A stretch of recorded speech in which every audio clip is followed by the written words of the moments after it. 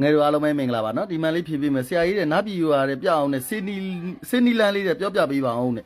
ဆရာတဲ့အောက်ထဲမှာဖြည့်ပြီးပြီနော်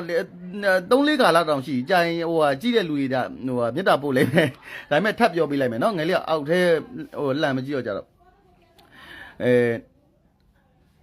မျက်စိမြင်းခွာနားကြောင်ရှာတဲ့နော်3-4ခါလောက်ရှိပြီပြောထားတာမျက်စိဖြစ်တယ်ဆိုလို့ရှိရင်မြင်းခွာရွက်ကိုပြင်စာ5ပါးပအောင်နှုတ်ပြီးလို့ရှိရင်တုတ်ပြီးတော့စားနော်ပြီးရင်စပယ်ပွင့်ကိုးပွင့်ကိုရေးစိမ့်ပြီးတော့မျက်စင်းအဖြစ်ခတ်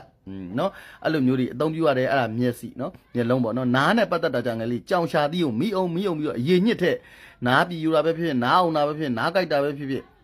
တတ်တာပြောက်ကနေနော်